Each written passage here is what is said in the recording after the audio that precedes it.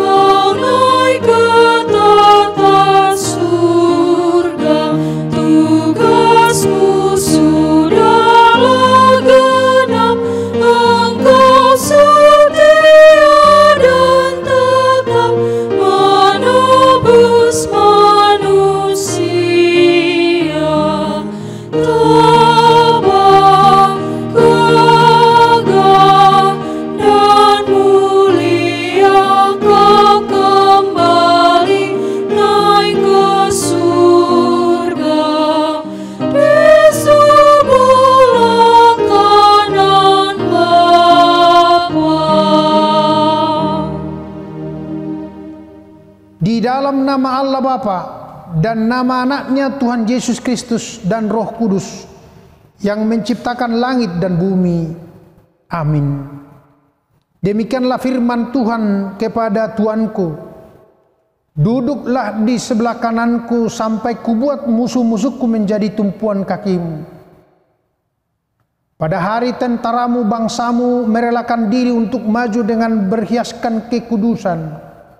Dari kandungan fajar tampil bagimu keremajaanmu seperti embun. Tuhan telah bersumpah dan Ia tidak akan menyesal. Engkau adalah imam untuk selama-lamanya menurut Melkisedek. Tinggikan dirimu mengatasi langit, ya Allah. Biarkanlah kemuliaan-Mu mengatasi seluruh bumi. Haleluya. Haleluya. Haleluya.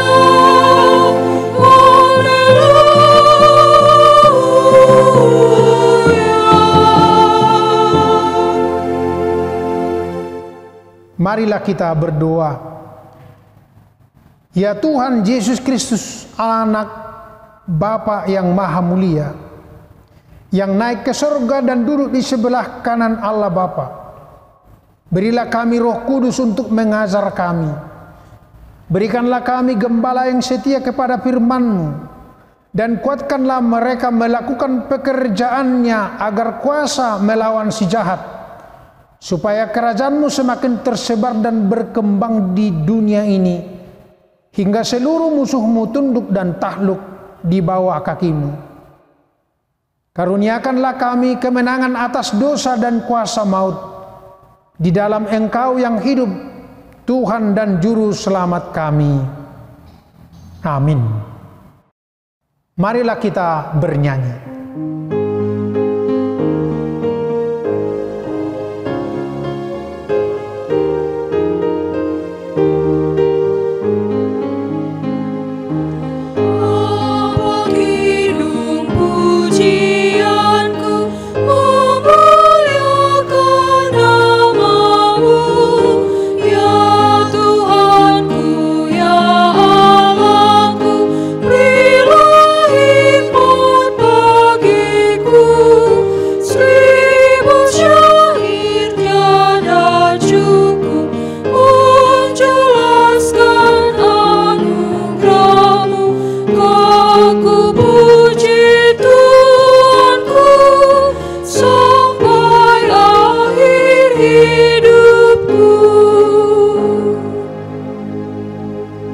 Dengarlah hukum Tuhan dari Wahyu 11 ayat 15. Lalu malaikat yang ketujuh meniup sangkakalanya, dan terdengarlah suara-suara nyaring di dalam surga.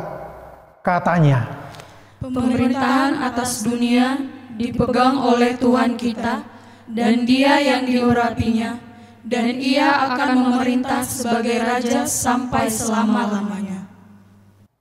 Marilah kita memohon kekuatan dari Allah.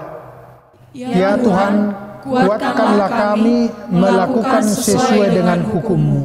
Amin. Marilah kita bernyanyi.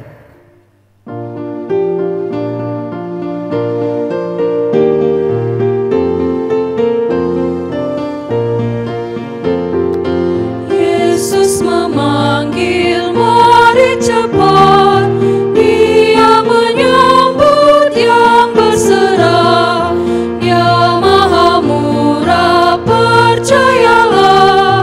Datanglah padanya. Sungguh nanti kita bahagia. Dosa kita telah dihapusnya. Bersama Yesus kita senang di surga yang kekal.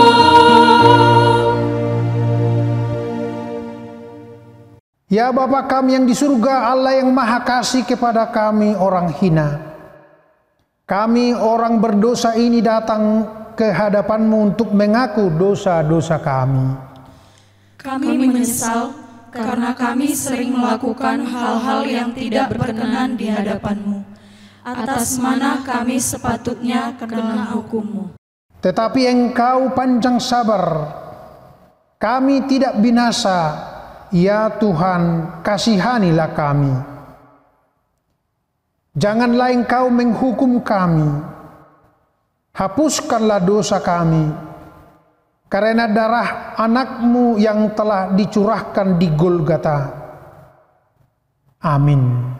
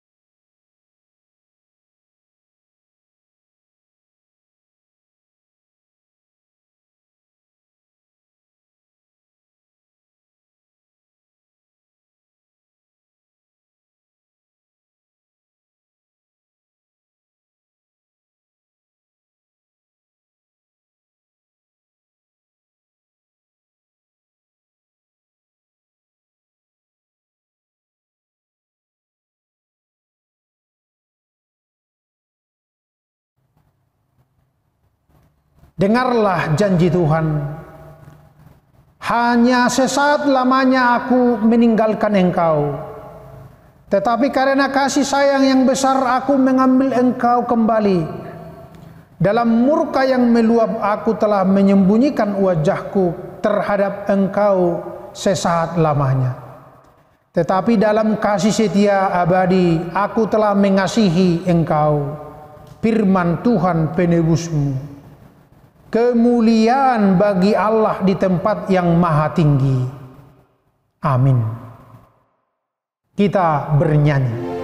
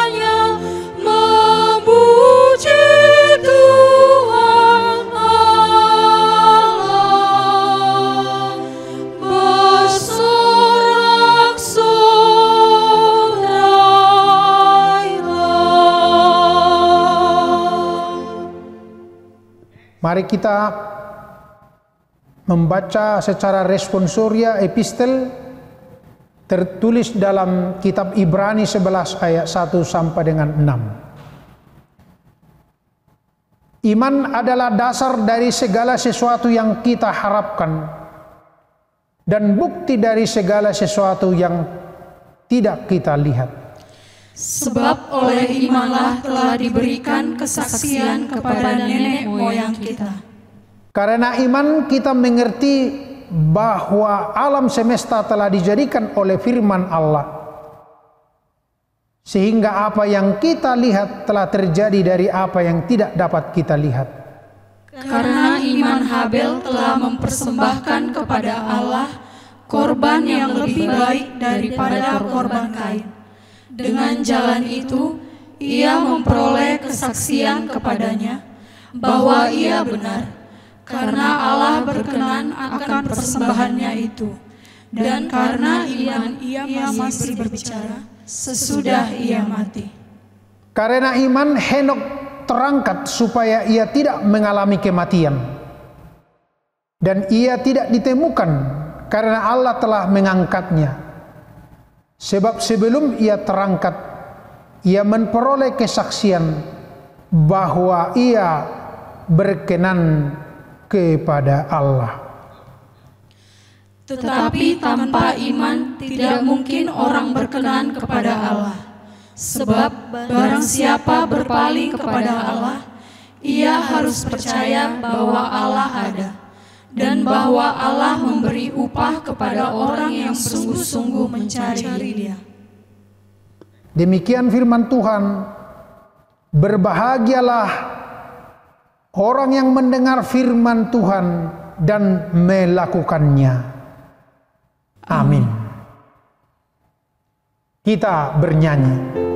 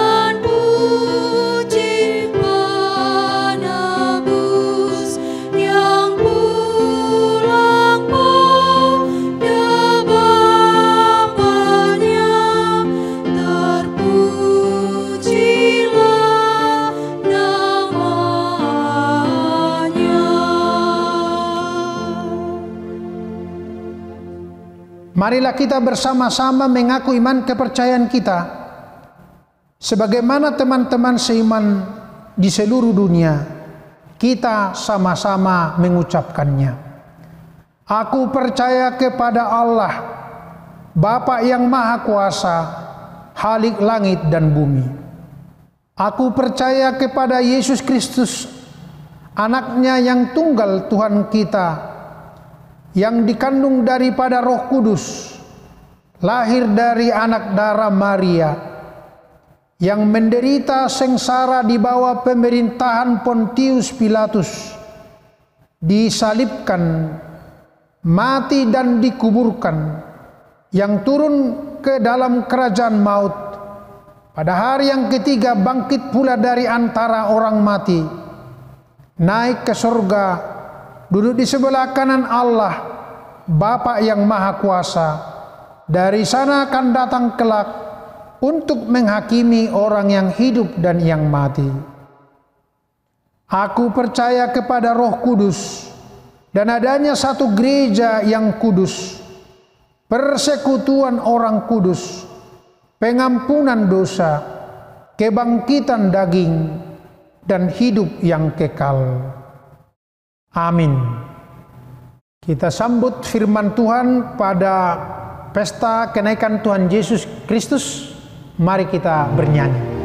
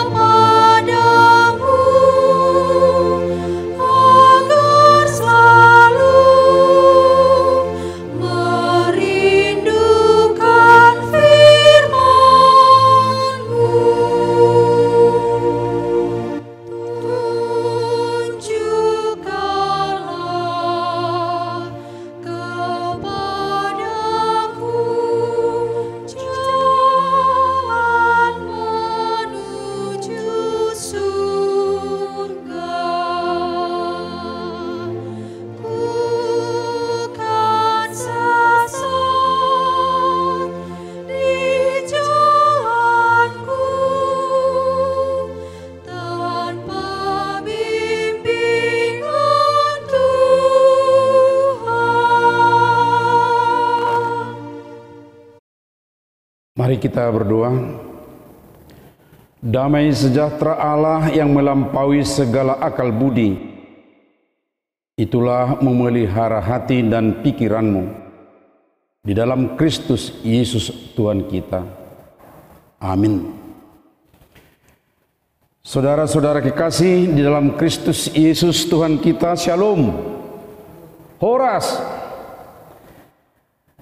Baik Bapak Ibu, di saat kita sekarang ini memperingati kenaikan Tuhan Yesus Kristus, firman Tuhan untuk kita dari Injil Markus pasal 16 ayat 15 sampai dengan ayat 20. Saudara-saudara yang membawa Alkitabnya dan membuka sekarang, mari kita ikuti pembacaan firman ini. Lalu ia berkata kepada mereka, "Pergilah ke seluruh dunia, beritakanlah Injil kepada segala makhluk. Siapa yang percaya dan dibaptis akan diselamatkan, tetapi siapa yang tidak percaya akan dihukum. Tanda-tanda ini akan menyertai orang-orang yang percaya. Mereka akan mengusir setan-setan demi namaku. Mereka akan berbicara dalam bahasa-bahasa yang baru bagi mereka. Mereka akan memegang ular, dan sekalipun mereka minum racun maut, mereka tidak akan mendapat celaka. mereka akan meletakkan tangannya atas orang sakit dan orang itu akan sembuh. Sesudah Tuhan Yesus berkata demikian kepada mereka, terangkatlah ia ke sorga, lalu duduk di sebelah kanan Allah. Mereka pun pergilah memberitakan Injil ke segala penjuru, dan Tuhan turut bekerja dan meneguhkan firman itu dengan tanda-tanda yang menyertainya. Saudara-saudara seiman, warga HKBP Distrik 5 Sumatera Timur, dan juga saudara seiman yang percaya kepada Yesus Kristus dimanapun berada yang bisa mendengar khotbah ini, sekali lagi saya sampaikan salam khas kita, Horas. Horas. Saudaraku, setiap kali kita mengadakan peringatan akan kenaikan Tuhan Yesus Kristus ke sorga, kita diingatkan bahwa tahap pertama misi Tuhan Yesus ke dunia telah berakhir. Berakhirnya adalah dengan kemenangan atas dosa dan kematian kekal itu. Dan setiap orang yang percaya kepadanya, termasuk saudara dan saya juga tentunya, akan memperoleh kehidupan kekal. Karena itu, saudara-saudaraku semua, selayaknya kita bersukacita. Dan katakanlah kepada teman, tunjukkan wajahmu ke teman di sampingmu sekarang yang dekat denganmu, bahwa saudara bersukacita, kita sudah menang dan kita akan mendapat tempat yang kekal bersama dengan Tuhan Yesus. Karena itu, saudara-saudaraku, peringatan atas kenaikan Tuhan Yesus ini harus kita tandai dengan syukur besar dan mengatakan kepada diri sendiri, saya sudah menang di dalam Kristus. Tempatku sudah tersedia di sorga. Kenaikan Tuhan Yesus ini juga meneguhkan kita di dalam perjalanan hidup di dunia ini, bahwa kita mempunyai tujuan atau arah hidup yang jelas. Orang Kristen bukan asal hidup di dunia ini dengan tidak punya tujuan, tetapi orang beriman kepada Kristus tahu bahwa dia akan sama seperti Kristus, menang dan naik ke sorga. Akan tetapi saudaraku, walaupun Tuhan Yesus sekarang naik ke sorga, itu bukan berarti dia sangat jauh dari kita, dari orang-orang beriman di tengah-tengah dunia ini. Sebab dia juga mengutus Roh Kudus ke dunia ini untuk menyertai dan memberi kuasa kepada setiap orang percaya kepadanya. Dan satu hal yang harus, kalau kita katakan yang harus, itu berarti yang tidak boleh kita lupakan, bahwa dia kelak akan datang lagi ke dunia ini. Sebagaimana dia naik ke sorga, seperti itu kelak dia datang lagi ke dunia ini. Demikian dikatakan oleh dua malaikat yang datang di saat Yesus naik ke sorga. Bisa kita baca saudara-saudara dalam Kisah 1 ayat 11. Namun selagi kita berada di dunia ini, dan ini yang perlu menyadarkan kita saudara-saudaraku, di tengah-tengah perjalanan di dunia ini, kita juga harus ingat bahwa Dia yang telah naik ke sorga mengutus kita, dan perintah agung itu tadi kita sudah dengar, akan saya ulang, pergilah ke seluruh dunia, Beritakanlah Injil kepada segala makhluk. Menarik Bapak Ibu Saudara, karena kata ini langsung merupakan perintah yang tegas. Pergilah, go, dan dikatakan ke seluruh dunia. Berarti tidak ada yang tertinggal, tidak ada yang disengaja tertinggal atau diabaikan, tetapi ke seluruh dunia ini. Dan dengan kata pergi itu berarti tidak boleh berdiam diri, saudaraku. Tuhan tidak menghendaki pengikutnya termangu atau hanya memperhatikan, melihat-lihat saja, atau kagum lalu membanding-bandingkan dengan yang lain. Tetapi Tuhan menginginkan supaya setiap orang yang percaya kepadanya tidak hanya berpangku tangan, tapi harus bergerak, harus pergi, ya, dari satu tempat ke tempat yang lain. Ada gerak di situ, ada aktivitas. Itu yang harus dilakukan, saudara-saudara. Karena itu, saudara-saudaraku, ketika Tuhan mengingatkan kita bahwa kita tidak boleh termangu di tengah dunia ini, atau hanya berdecak kagum atau mengacungi jempol sedemikian rupa, ya, apalagi saat ini kita seringkali mengacungkan jempol kita. Bahkan kalau di WhatsApp kadang-kadang jempolnya lebih dari 2, lebih dari 4. Sebenarnya itu sudah maksimum kalau berbicara soal jempol dalam diri manusia. Tapi lebih dari situ kadang-kadang. Jangan-jangan jempol ini jempol murahan. Saudara-saudaraku, Tuhan tidak menginginkan seperti itu. Yang Tuhan inginkan adalah supaya benar-benar pergi ke seluruh dunia. Pergi, dan oleh Markus di sini dikatakan kepada segala makhluk. Perhatikan saudara-saudara, seluruh dunia dan kepada segala makhluk.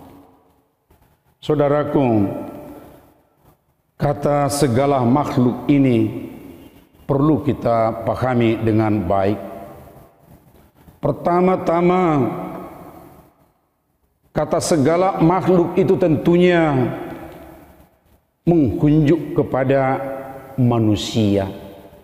Itu berarti kita harus memberitakan Injil kepada sesama manusia. Dalam dunia orang Yahudi memang seringkali mereka berkata bahwa merekalah manusia. Hanya merekalah sesama manusia. Non-Yahudi mereka sering bilang itu adalah kafir. Dan lebih keras lagi mereka mengatakan bahwa orang yang lain itu adalah anjing. Bisa lihat itu dalam Matius 7 ayat 6, Matius 15 ayat 26-27. Itu artinya mereka sendiri yang dianggap sebagai manusia, sementara yang lain itu adalah binatang. Tapi dengan perintah Tuhan Yesus sekarang, bukan hanya kepada kamu sesamamu, yaitu sesukumu atau seagamamu, tapi juga kepada orang yang lain yang sering kamu sebut kafir ataupun sering kamu sebut binatang. Saudara-saudara, ini adalah suatu terobosan budaya. Ini adalah suatu terobosan di mana mereka waktu itu menutup diri bahwa hanya merekalah yang mendapatkan apa yang Tuhan bawa ke dunia. Tapi Yesus sekarang berkata tidak, tapi harus sampai kepada mereka yang lain. Saudara-saudaraku, itu yang pertama kalau kita berbicara tadi soal makhluk.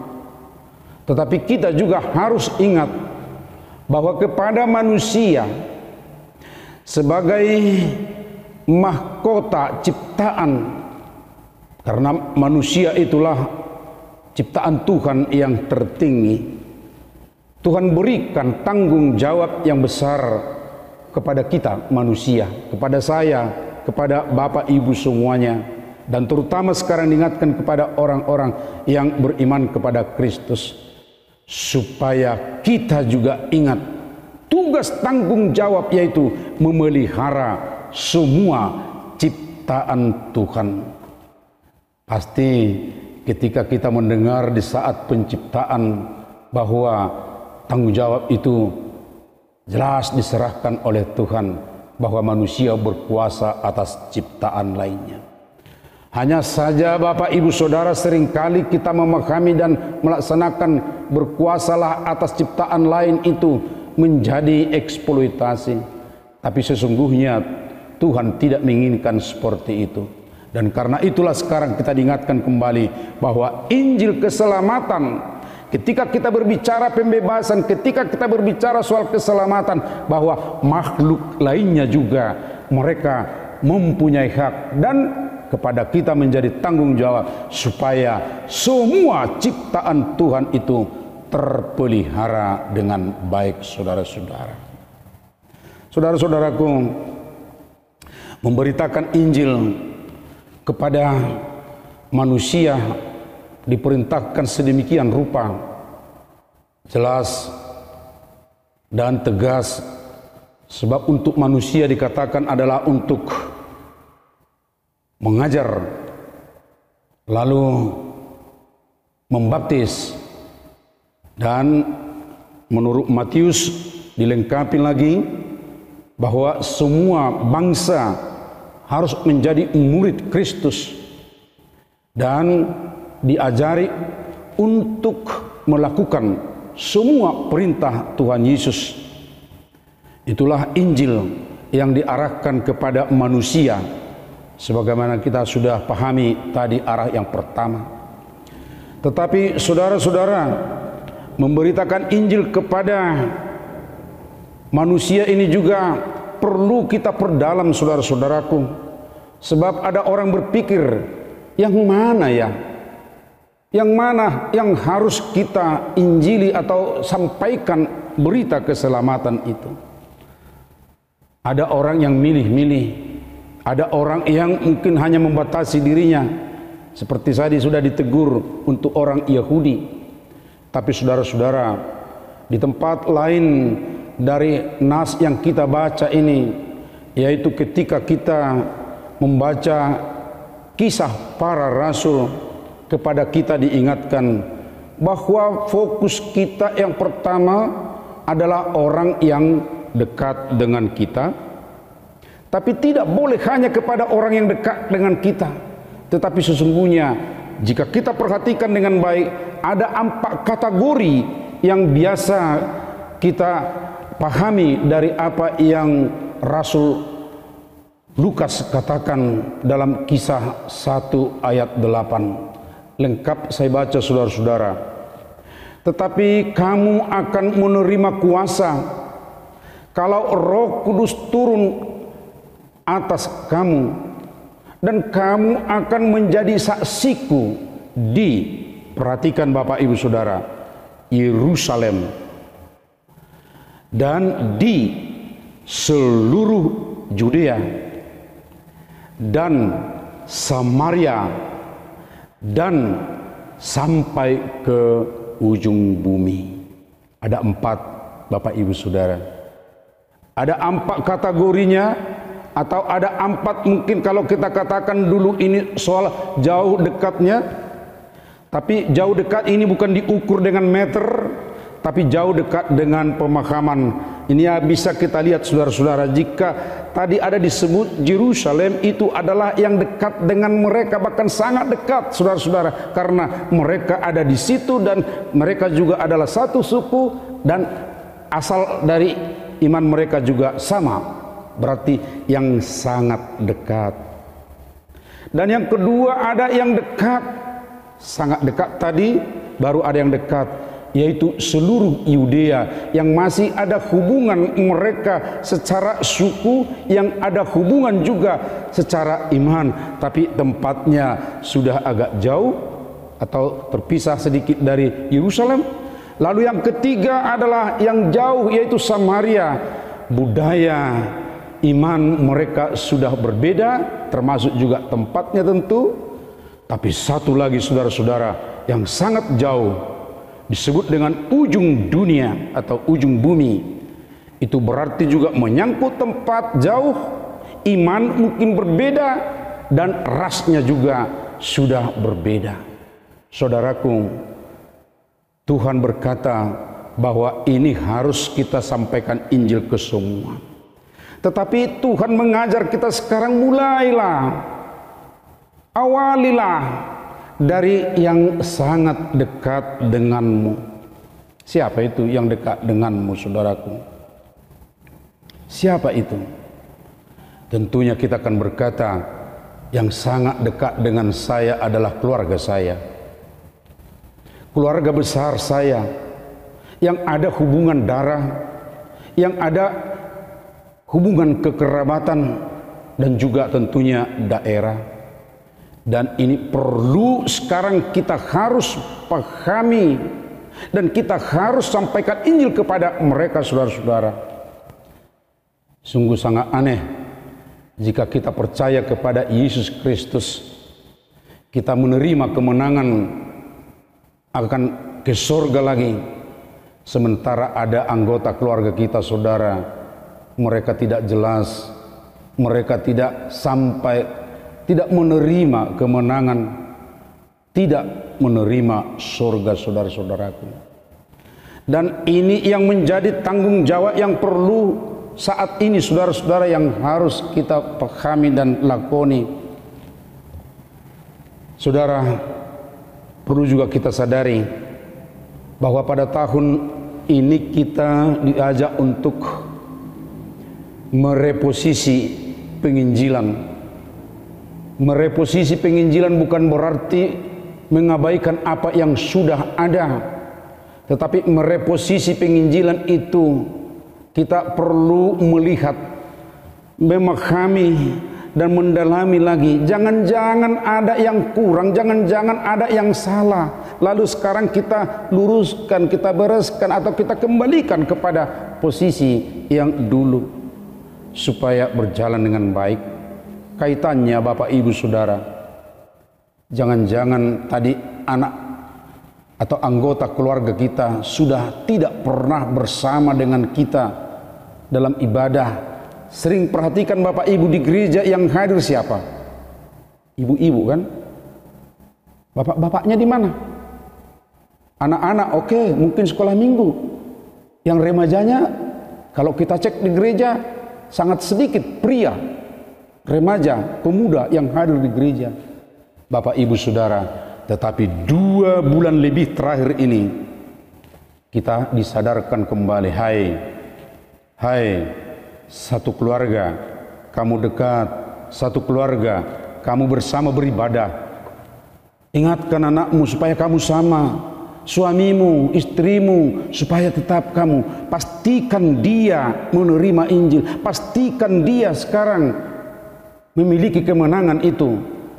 2 bulan lebih, dan kita juga belum tahu sampai kapan ini berakhir dengan adanya pandemi virus corona 2019 ini, Bapak Ibu Saudaraku.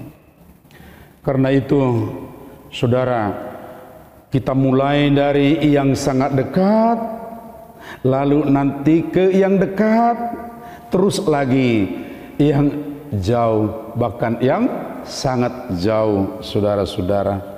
Yang sangat jauh itu kira-kira siapa itu? Ya tentunya itu tadi kita sebut bisa tempat, bisa berbeda iman, dan tentunya ras. Tapi juga kita tidak boleh lupakan sekarang ini bahwa dunia maya ini juga yang kita tidak bisa lihat, tetapi di sini semua berseliweran informasi. Ada informasi yang baik, ada informasi yang tidak baik, ada informasi yang membangun, tapi ada informasi juga yang menjerumuskan, menghancurkan. Dan tentunya ke dunia itu juga kita harus sampaikan berita keselamatan atau Injil itu. Saudaraku, kita tidak boleh berpangku tangan, itu tadi yang harus kita perhatikan.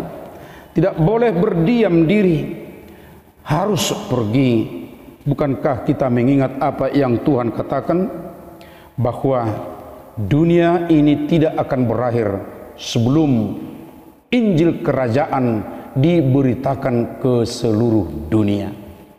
Jika masih ada dunia sekarang, jika masih ada orang yang beriman lain belum pernah menerima atau mendengar berita Injil itu, maka akhir dari apa ya semuanya tentunya belum akan terjadi. Itu dalam Matius 24 bisa kita baca, saudara-saudaraku, di ayat 14-nya. Karena itu saudara-saudara, tanamkanlah sekarang dalam dirimu bahwa saya orang yang sudah dimenangkan oleh Tuhan. Saya sudah menerima surga karena Tuhan telah persiapkan surga tempatku.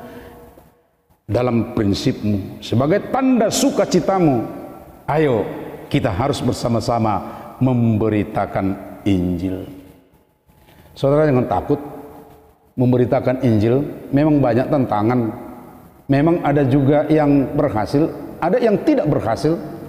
Bahkan yang lebih keras, saudara-saudara, yang berat lagi, ada orang yang sampai mati martir. Tapi saudara, firman Tuhan berkata di sini, akan saya baca di ayat 17 dan ayat 18, firman yang tadi saya ulang. Bagi orang-orang yang percaya, katanya, tanda-tanda ini akan menyertai orang-orang yang percaya. Mereka akan mengusir setan-setan demi namaku.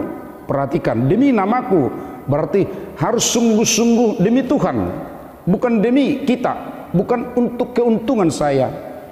Mereka akan berbicara dalam bahasa-bahasa yang baru bagi mereka. Perhatikan ini saudara-saudara, bukan bahasa lidah, bukan bahasa yang aneh-aneh, tapi bahasa baru, bahasa yang bisa membuat sesuatu pemahaman yang baik. Mereka akan memegang ular, dan sekalipun mereka minum racun maut, mereka tidak akan mendapat celaka. Mereka akan meletakkan tangannya atas orang sakit dan orang itu akan sembuh. Ada di sini kuasa-kuasa yang mematikan, ada ular, ada racun, ya. Mereka tidak akan mendapat celaka dalam pemeliharaan Tuhan. Saya selalu ingat kalau sudah berbicara soal ini, Bapak Ibu Saudara, Nommensen di tanah Batak 2 kali hendak diracun oleh orang tertentu. Ada yang sampai dimakan oleh Nommensen, racun itu, tetapi dia tidak mati. Tetapi ada satu lagi, ya, sudah dimasukkan dalam makanannya racun itu, tetapi entah kenapa dia kasih ke anjingnya, anjing itu mati, saudara-saudara. Itulah cara Tuhan memelihara. Bukan berarti kita harus memaksakan, wah, saya akan diberi kekuatan, kuasa oleh Tuhan, lalu dengan konyol kita makan racun atau kita pegang ular. Bukan seperti itu tentunya, tapi dengan cara Tuhan akan menyelamatkan ketika para pelaku Injil itu akan dicelakai oleh orang-orang lain. Saudaraku, saya katakan tadi, sampai mati martir pun ada, ya. Tetapi ingatlah, kalaupun ada yang sampai mati martir, ini ada semboyan, bahkan moto dari zaman awal kekristenan, sangat populer, saudara-saudaraku. Dan siapa yang pernah ya melihat monumen Lehman Munson, ini juga tertulis. Kata ini awalnya datang dari Tertullianus. Dia berkata, sanguis martyrum semen Christianorum. Artinya, darah para martir adalah benih kekristenan. Saudara-saudaraku, mati martirnya tidak sia-sia, tetapi itu akan membuat perkembangan yang hebat untuk pertumbuhan kekristenan. Nah, saudara-saudaraku, jika kita sekarang sudah memahami bagaimana kuasa Tuhan juga yang akan menyertai setiap orang yang mau melakukan pekerjaan itu, maka sekarang kita juga tentunya mau bergerak dan tidak perlu bertanya apakah ada kekuatanku, tapi di saat engkau lakukan itu, di situ Tuhan akan menyertaimu, menyertai kita dalam tugas-tugas tersebut. Karena itu saudaraku, saya akan katakan di tengah-tengah kesulitan yang sedang kita hadapi, yaitu pandemi virus corona sekarang ini, jangan berpangku tangan, tapi bergeraklah, pergilah, beritakanlah Injil itu. Kita bersyukur dengan alat-alat komunikasi modern, kita boleh berkarya. Ada banyak teman-teman kita yang bisa berimprovisasi pelayanan, tidak hanya cara-cara yang konvensional lagi. Ayo kita kembangkan saudara-saudara. Ayo buka pikiran kita dan wawasan kita untuk memakai itu dengan baik. Di tengah-tengah yang sedang kita alami kesulitan ini, bukan membuat kita harus berhenti, tetapi justru harus mendorong kita untuk tetap berinovasi. Dan kalaupun kita masih harus bertahan di rumah untuk beribadah saudara-saudaraku, tetapi ada juga ibadah yang sekarang bisa dikembangkan, bisa bertetangga di halaman rumah yang berhadap-hadapan.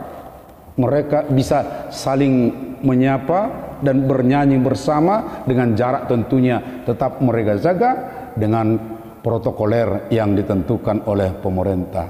Saudaraku, jangan berpangku tangan, apalagi menghindar atau sengaja tidak melakukan pemberitaan Injil karena alasan ada corona, ada virus yang berbahaya. Tapi saudara, di tengah-tengah kesulitan itu, ketika kita mau dengan baik melaksanakan tugas, Tuhan kita juga akan memberikan kemampuan, hikmat kepada kita bersama. Lakukanlah pemberitaan Injil itu, maka Tuhan akan menyertaimu. Lakukanlah pemberitaan Injil itu sampai ke seluruh dunia, maka Tuhan juga berkata, tibalah nanti akhir dari semuanya. Kita akan bersama dengan Dia, kita akan bersama di sorga dengan orang-orang yang beriman kepadanya. Amin.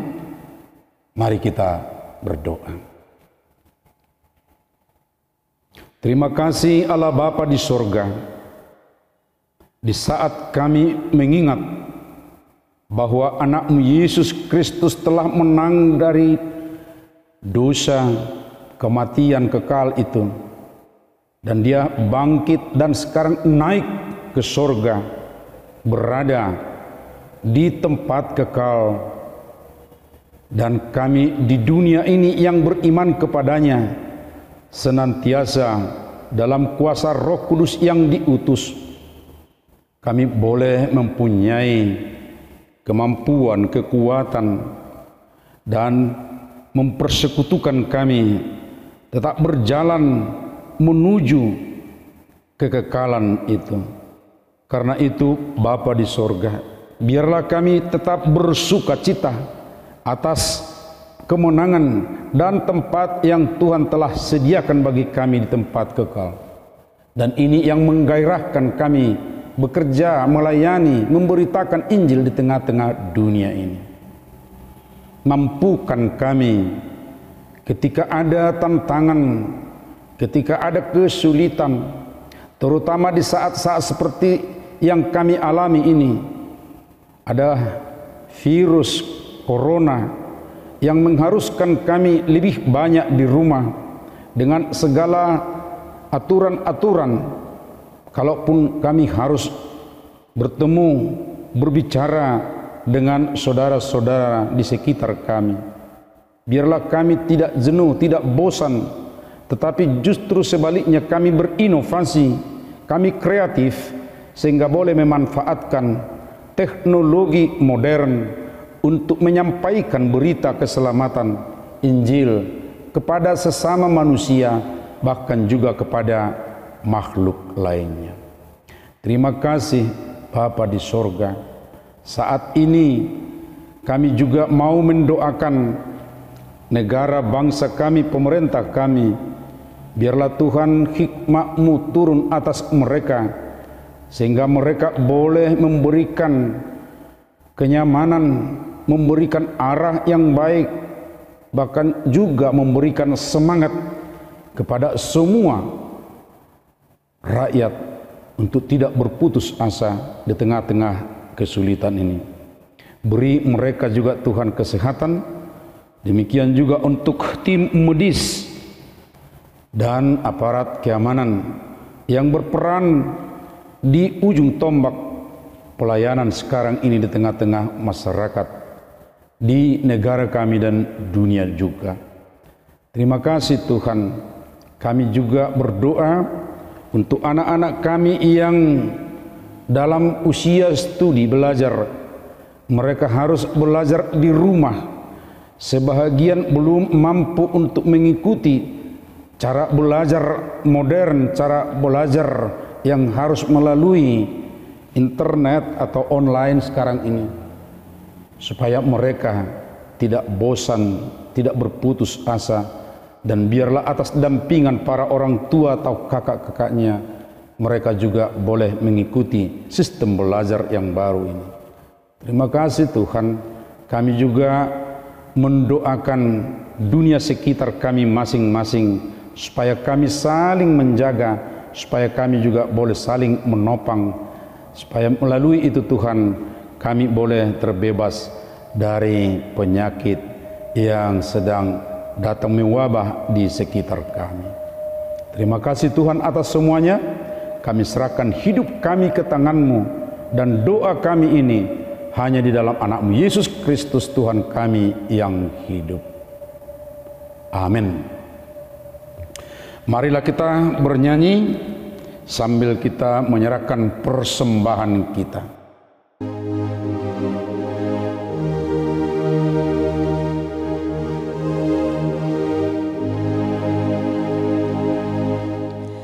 Yesus, Kau telah naik ke negeri baka.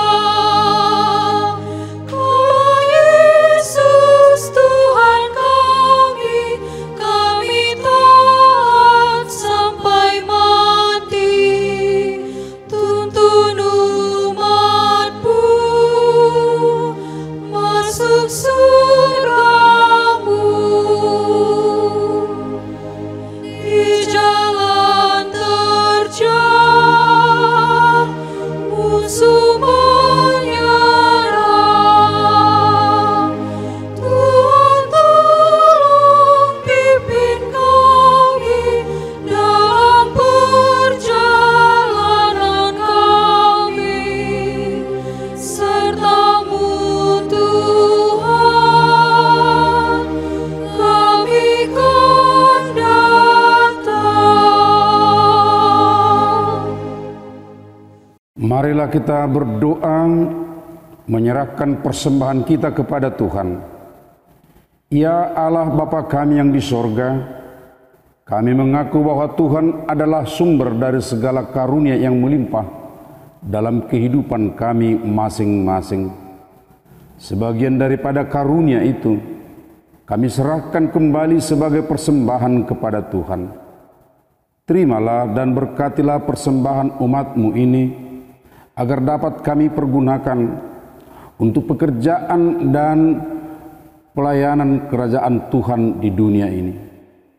Bukalah hati kami untuk mengenal betapa banyak berkat dan karunia yang kami peroleh dari Tuhan, supaya kami senantiasa bersyukur kepadamu. Di dalam nama Yesus Kristus Tuhan kami. Amin. Tuhan karuniamu, roh dan jiwaku semua, nyawa juga hidupku, harta milikku semua, ku serahkan padamu untuk selamanya.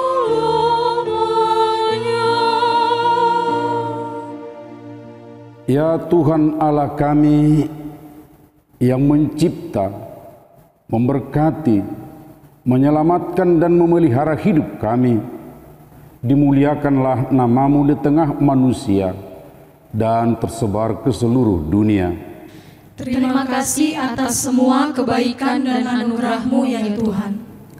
Engkau telah memberikan anak-Mu Tuhan Yesus Kristus menyelamatkan dan mendamaikan manusia dengan kasihanilah, kiranya damai semakin sekarang berbuah dan kehidupan kami. Damai-Mu menguasai hati dan pikiran kami, agar kami berdamai dengan semua orang. Damai sejahtera-Mu menguasai rumah tangga kami dan rumah kami. Kiranya Injil Kerajaan-Mu senantiasa kami sebarkan ke seluruh dunia. Dimuliakanlah nama-Mu sampai selama-lamanya. Amin. Marilah kita berdoa di dalam doa Bapa kami.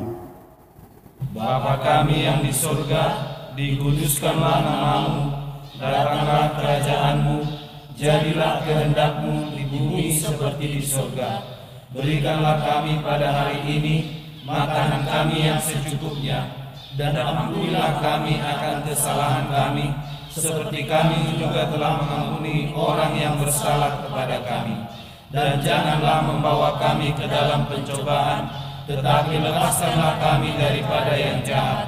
Karena Engkau yang punya kerajaan dan kekuasaan dan kemuliaan sampai selama-lamanya. Amin. Terimalah berkat dari Tuhan Allah kita. Tuhan memberkati dan memelihara engkau. Tuhan menyinari engkau dengan wajah-Nya dan memberi engkau kasih karunia. Tuhan menghadapkan wajah-Nya kepadamu dan memberi engkau damai sejahtera. Amin.